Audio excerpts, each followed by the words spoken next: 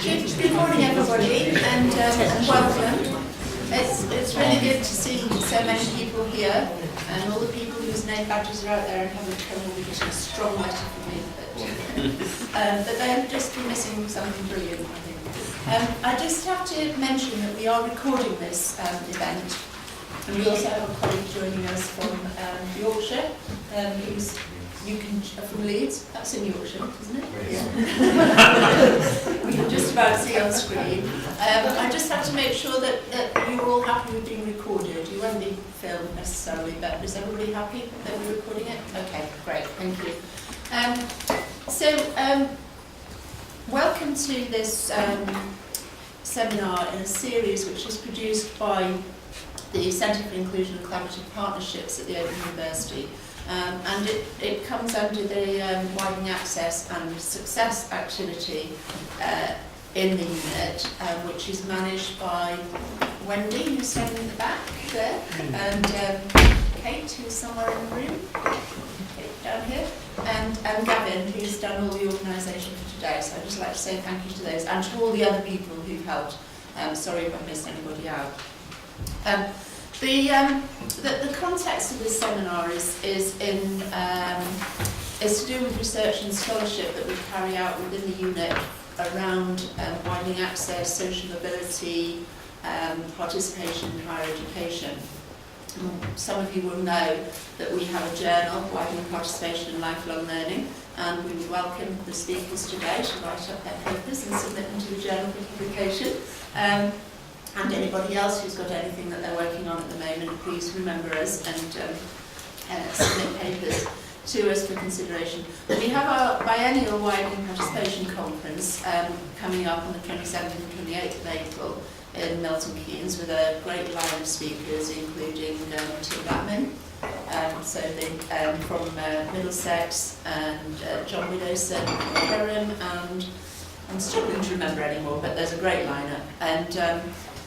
And the intention of our activity, or the focus of our activity, is to support the delivery of widening access and success within the Open University. And to do that, we work across the whole institution and across all the units in the institution. But we also have quite a strong external focus, including a national network for collaborative outreach, which you'll be hearing a little bit more about today. Okay. This is one of the series, as I say. We have our next event is in Manchester, and that is a seminar around access. And then in June, we're having a seminar on higher education and further education. So note those dates and keep an eye on our website, and people are very welcome to attend. Okay. If you want to tweet about this event, we have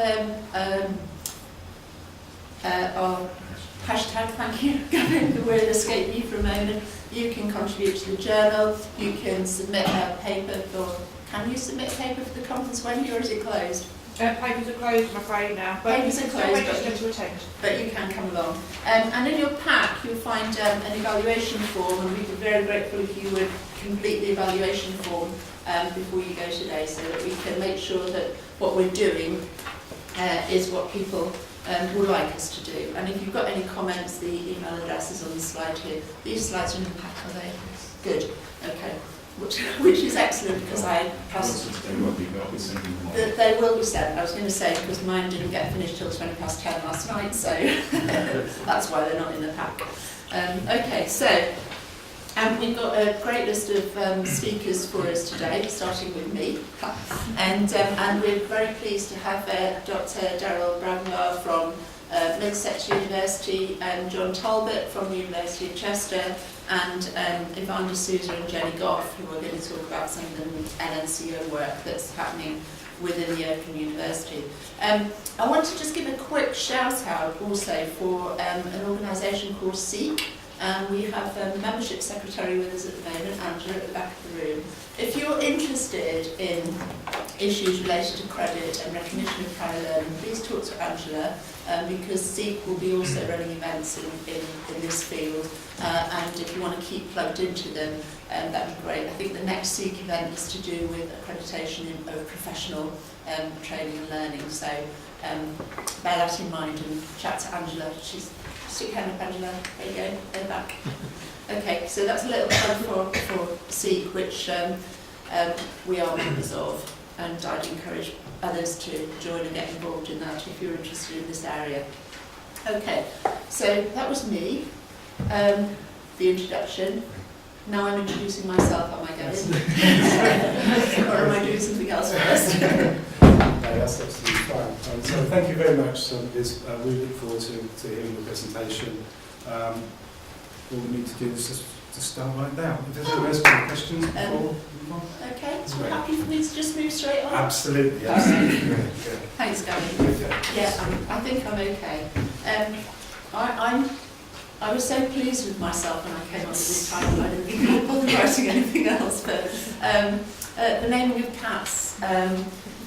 I think that the problem of terminology in recognition of prior learning is a very prominent one.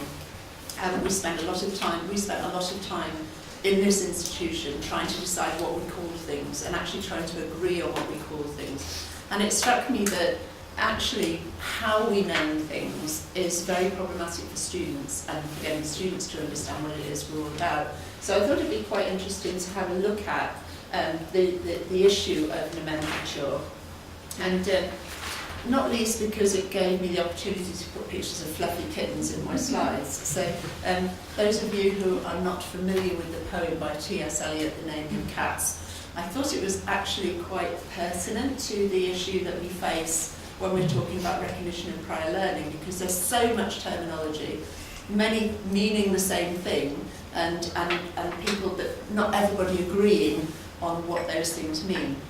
And I'll come onto the list in a moment, but you know, T.S. Eliot claiming that cats have 3 different names. I'm sure that we could come up with even more names for credit transfer, etc., which I'll come on to. What I'm intending to do, though, in this presentation is to draw on some data from a European research project that I was involved with a couple of years ago, which in part was looking at attitudes and perceptions around recognition of prior learning and what that means for the way in which we manage it. And I'm contextualising this in the development of a new policy for recognition of prior learning that we've been working on in the university for the last couple of years.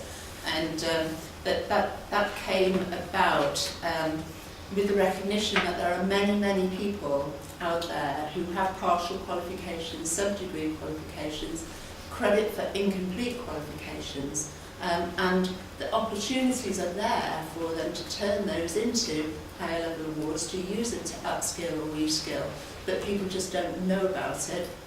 And if they do know about it, they actually find it quite difficult to navigate not just the terminology, but also all the processes and procedures that are in place for it. And I think anybody who can actually, shouldn't really say this, but anybody who can get through our processes actually deserves additional credit just for fathoming their way through the system. So that might be an idea, Alison. We could get extra 30 credits if you can work your way through it. Okay. So, quick question. What's this? Scone. So just to illustrate the point, even when we can get the same word, we don't necessarily agree on how we're going to pronounce it. And that's the problem that we have in this area. I think it's a problem that runs right across higher education. We use a language that is exclusionary. And unless you are born into it or brought up into it and you learn the rules and recognise the rules, it's very difficult to participate in what's going on.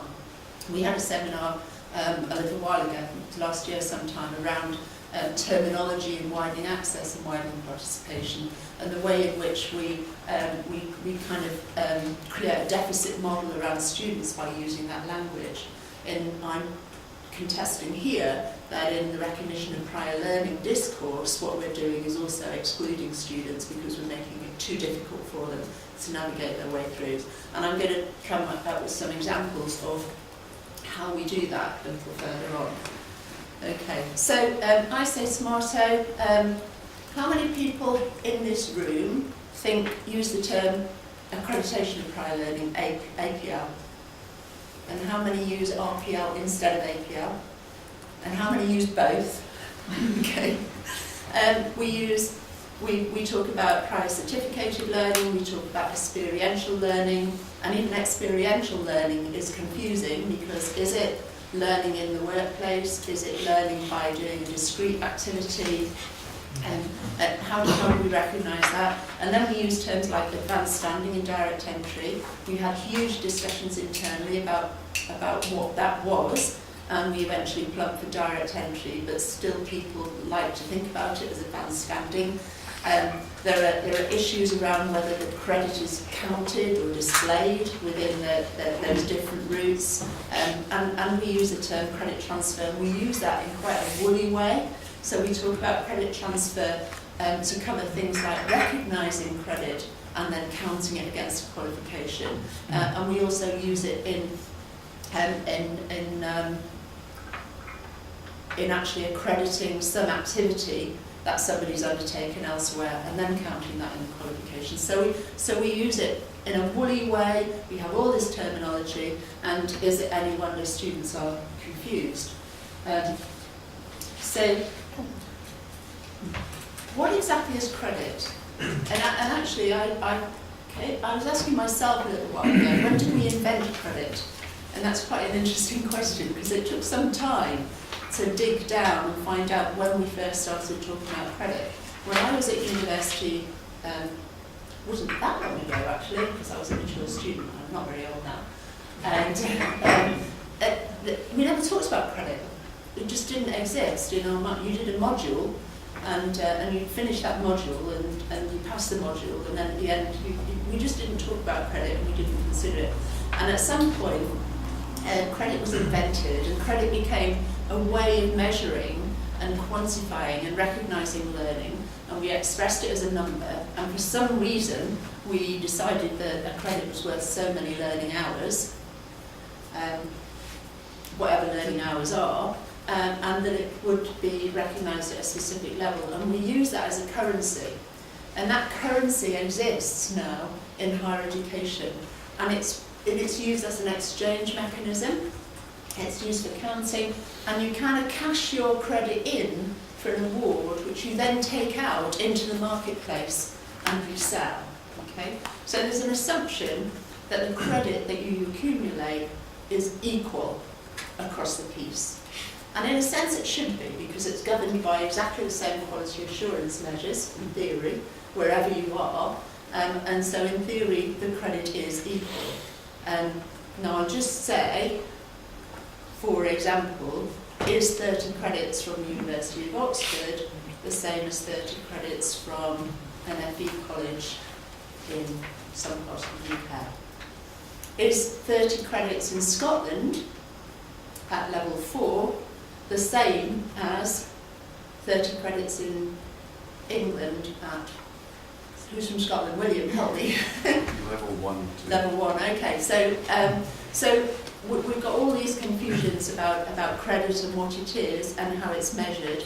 Are we really sure what it is measuring? Is it measuring competency? Is it measuring knowledge or experience or ability? Is 10 hours of class contact the same as 10 hours of work experience? So if you're sitting in a classroom, or even better, if you've got 5 hours class contact and 5 hours reading, is that the same as 10 hours sitting in the cockpit of the aeroplane flying it? So we use credit in this way as a currency, and we have a kind of assumption that it's worth the same wherever it comes from, and that I think is problematic in and of itself. But the bigger problem is whether students actually understand that. And given that many of them don't even know what a faculty is or a department is, or what your award's made up of, when you start talking about credit in this way and then talk about recognising credit from elsewhere, it becomes very problematic.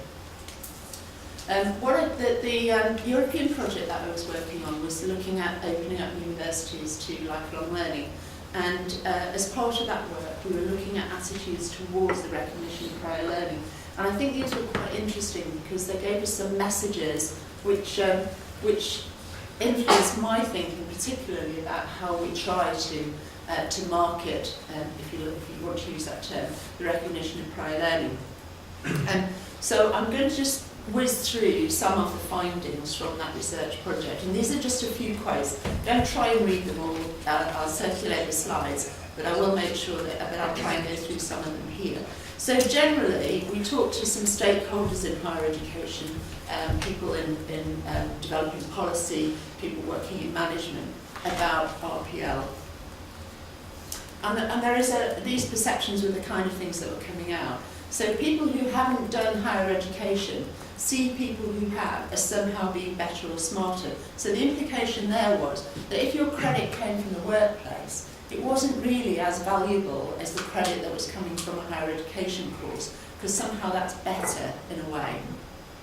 And it's not until you're in a working environment where you get to actually use the knowledge and the skills that it starts to make sense and actually becomes a usable education. So you've got a contradiction there. So you somehow think it's better to have learned it in a higher education environment, but it's only when you get into the work environment that you start to apply it that it actually starts to make sense.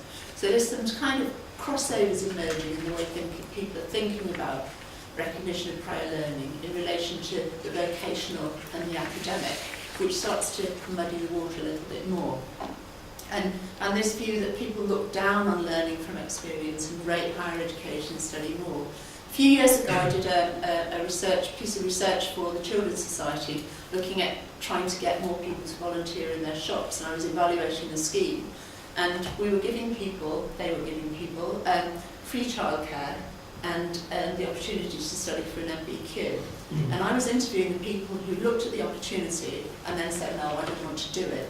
And by far and away the reason was that they discovered they could get into college or university and get childcare, and it was better to have that kind of qualification than to do it in a work experience context. So those are kind of general perceptions. Student views are quite interesting because they were generally those we talked to did actually understand what RPL was about. But they recognise the difficulties and the challenges in doing it. So you need to find a way of comparing the knowledge that someone's built up with the academic knowledge that someone has gained. So there's this recognition that actually matching the two things up is quite difficult. It's difficult to record and monitor and to find the right organisation to actually accredit or validate what the prior learning has been. I used to work in another part of the country, and there was a number of institutions in the area. There was a couple of Russell Group institutions and some post-92s, and the Russell Group, one of the Russell Group institutions set up a project to map all of the potential credit that could be accumulated and all of the provision that was available. But they never used it because they didn't want to recognise the credit that had come from the other institutions. I'll come back to that point in a moment. So students are concerned about how you measure prior learning and how you make sure it's the appropriate level. I think we all worry about that as well. Academic attitudes are very much about making sure that it's the right level. So again, there's this issue about whether it's vocational and how it fits into an academic context. And people expressing concern about how you evaluate the skills that people have and what stage they're at, whether the measures are equivalent.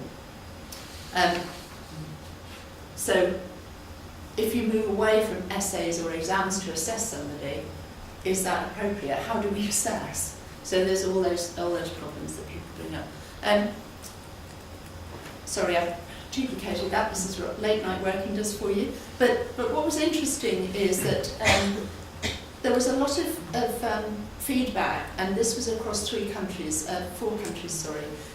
So people were saying, I think we should, but, and this was from an arts faculty, arts has difficulty in handling this new vocational agenda. It's much less clear to many people how arts is relevant to vocations. I nearly cried when I heard that. But there's almost a, well, we would do it, but it's not really relevant to us. And then the view that some people might think it would be just as easy to do the actual course. And I think we do find that. You know, people come along and they look at what they can get credit for, and then they think, actually, I'd quite like to do the studying, and they'll do the study anyway. There's a reluctance for colleagues to engage with it as they're generally nervous about it, as seen as possibly lowering standards. So this is the academic community talking here. And the conclusion that we drew from this work, and I say it was across 4 countries, these 3 quotes here, the top one is from England, the second one is from Germany, and the bottom one is from Denmark. And it's interesting that there's all through, there's this notion that academic snobbery, that's what they called it, and I'm not putting words into their mouths. It's pure and simple self-preservation of what it means to be a higher education institute and preserving status of what that is. And the same in Germany, universities are pretty stuck up and conceited. So this came from academics within the university, and what they were saying was, well, we agree with it, we think it's all right, but we can't do it because nobody else wants to do it. So again, the issues we have, we work with the most of the internal objections, we have our own way of thinking, what we do is the right thing.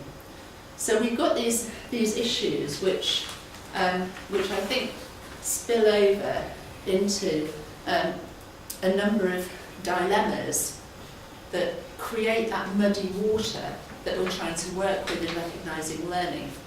And I think it's those dilemmas that spill over into our confusion about what the language means and how we use it, and potentially how we use it to exclude people rather than to engage and include them. So we have what came out of that research were concerns about whether ability to do something or competency in doing something is equivalent in some way to knowledge and learning, whether one is more valuable than the other, whether vocational learning and academic learning are the same things or different things. And again, whether experiential learning needs theoretical knowledge to underpin it or not. That's one of the very interesting things we found in one of the universities that was participating in this study. They had an open university, so open in the same sense that this open university is open. Students could come in without the prior qualifications, and they could do a course of study which would give them a qualification, but they couldn't get that qualification recognised within that very university. So the Open University qualification was not recognised within and it was a Russell Group equivalent university within that country, because their background obviously didn't prepare them sufficiently to be theoretical as well as experiential learners. And then we have concerns about rote learning versus professional development. And I've been thinking a lot about this lately because of partly the changes in fees and funding, but partly because of the drive towards the apprenticeship agenda and much more vocational learning. And the rhetoric which suggests that we're trying to remove that boundary divide, but in fact we aren't, because it's still there, and there is no equivalence. You do training or you do education, and there's still that divide between them. And so there's that clash of life worlds, if you like, between the academic community and the wider community, where people go out and apply the things that they've learned in their study.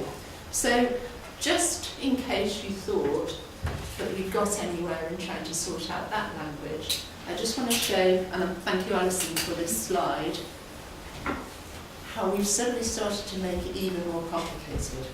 So I hope you can see this okay. But what we're now thinking, the context that we're now working in, and the project that I've been involved with Alison and Phil and others in this room over the last few years, the last couple of years, is how you then move from informal to formal learning.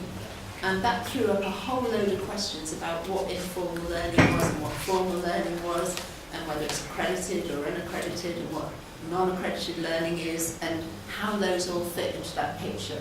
So we ostensibly, by creating OERs, by thinking about giving credit for workplace learning, ostensibly we've opened up the arena much more widely.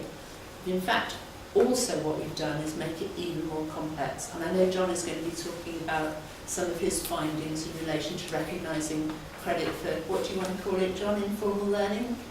Groups, OERs? people call it all, as you say, Yeah. they call it lots of different All things. of lots of different things, Yeah. and the problems there, and getting that recognised within the academic context. So I think my time's up, isn't it, Gavin? Yes. Useless timekeeper. Just let me please. That's perfectly timed. That is. I just want to. Sorry, I need another fluffy kitten to finish with. So this is the last verse of the T.S. Eliot poem. I'm not going to read it out, but it's the name that it has itself. And maybe that's the Holy Grail. The one that the cat calls itself is the one that we really need to know. But I'll leave it there. That's Thank good. you. Thank you very much. Thanks. Thank you. So, happy to take questions. You're all stunned into silence.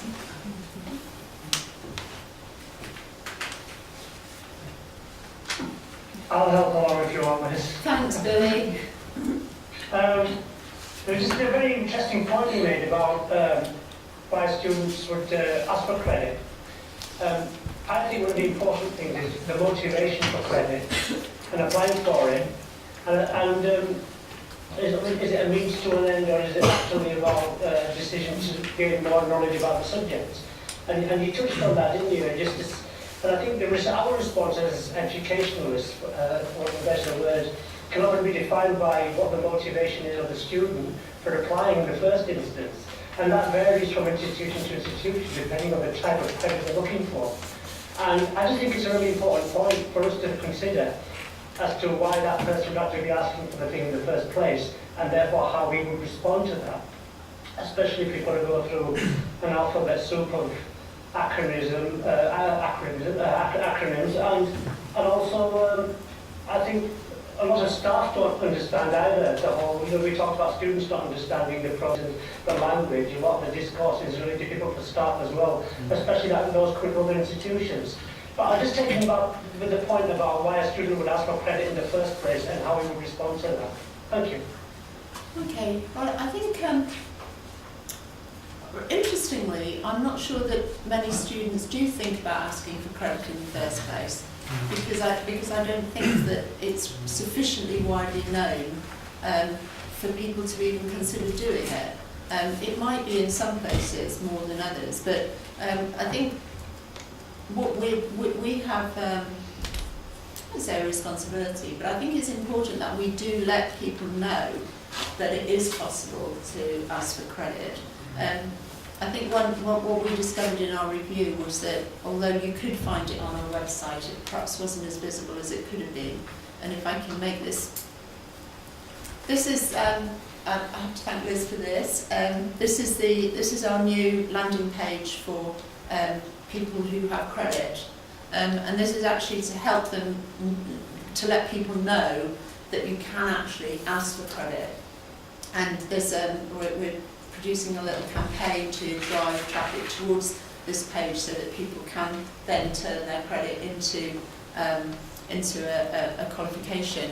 And we did some interesting, just incidentally, I sent a little survey around some of the discussion lists, around SEEK and a couple of others, to ask people what terminology students used, and I didn't get very much response, if I'm honest. And so we had to do quite a bit of work to think about what students would actually ask for rather than credit, if they were coming up with partial qualifications or partial credit. I think increasingly people who've been in the workplace, and particularly people who've been undertaking training, so in areas like nursing, etc., they are more likely to ask about the credit that they can acquire for the work that they've undertaken. And that is when you have to start thinking about the experiential learning credit a little bit more. But I think that we need to do a lot more work in letting people know that they can use that credit they've got to get back into HE.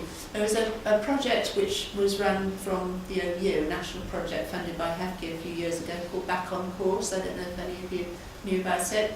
And Back on Course was where students who dropped out were being proactively contacted from any university, not just the OU, and to be helped back in with the credit that they had. And unfortunately, it wasn't sustainable in England, but it's been launched in Scotland with funding from the Scottish Funding Council, and it's been very successful in bringing people with credit back into higher education. But again, it's about people not realising that they can use that credit if they dropped out, and becoming aware of it. So I think you're right, there are reasons, some reasons, different reasons why people will ask for credit, but I think there are many people who won't ask for credit because they just don't know that they can do it. Robin? Liz, it's all very interesting, but I suggest, if I may, that there's a bit missing, and that's the employer bit. Yeah.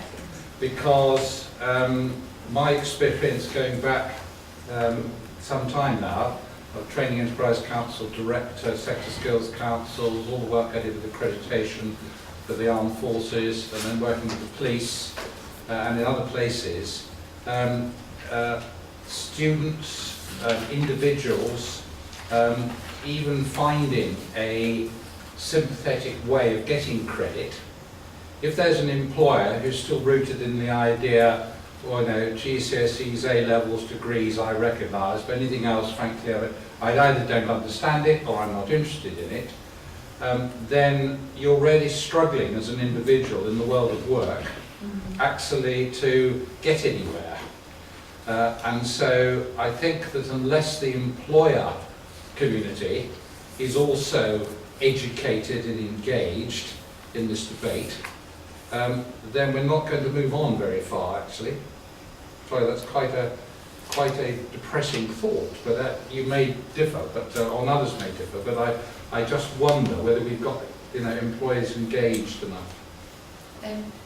Well, I'm going to throw this open. Thanks, Robin. That's a useful question, useful prompt. John first, and then. Well, just to build on that depressing thought, God, we're still here, and I think we are, but we're still here. This has been going on for years, hasn't it? So it seems to me there's a very unfortunate lesson from the school sector here as well, because 20 or even 25 years ago there were some quite interesting developments and innovative developments really in kind of bringing vocational education to schools and looking at various hybrid baccalaureate developments and things like that, which of course have all been crushed really under the gold standard of A-levels. And I think the notion of academic snobbery and the salary divide, unfortunately, is still with us and is driven by policymakers. Sorry, I don't know your name. Hi, I'm Bethany Dudas. I'm a staff member at the National Union of Students. I'm really excited to be here.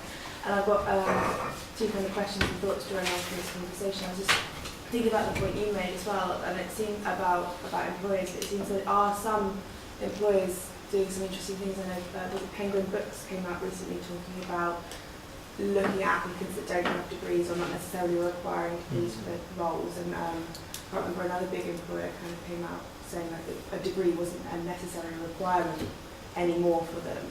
So that I think there's interesting things happening there.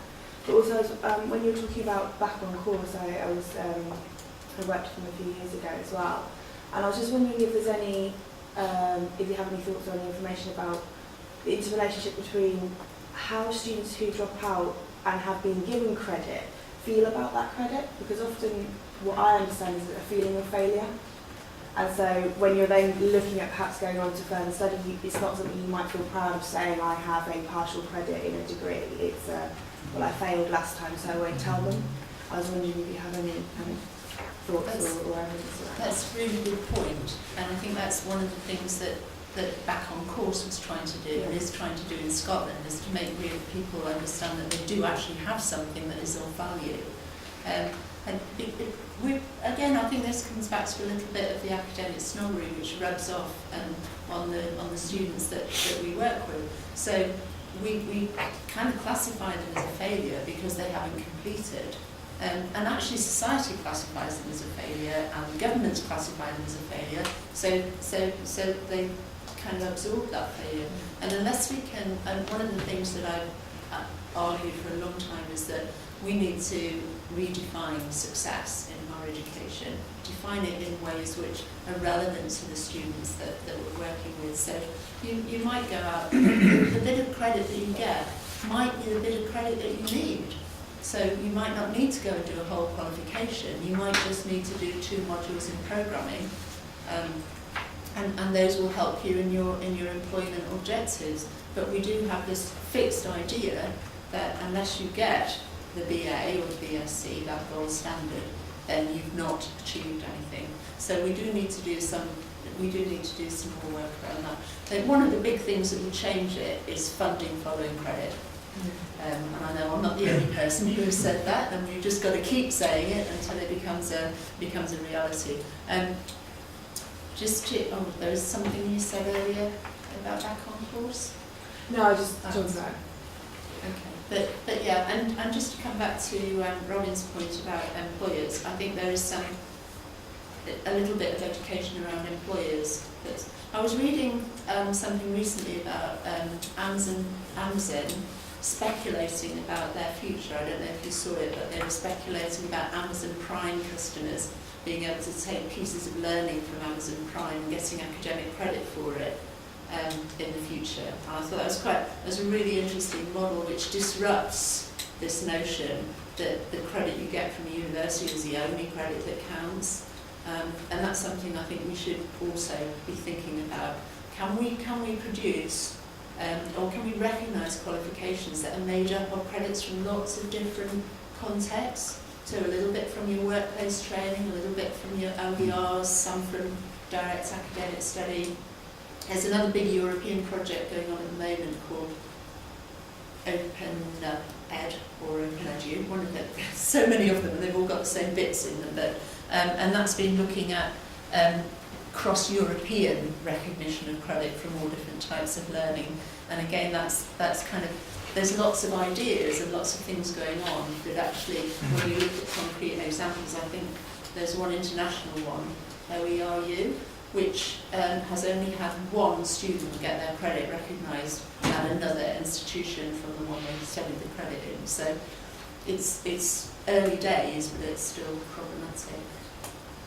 Okay, so that's all we've got time for. I'm very happy to talk over the short break later, but I would like to now introduce Daryl, who's going to talk to us about the role of RPL in widening access to higher education for those in work. Okay, so first of all, I'll say thank you very much to Liz. Thank you very much.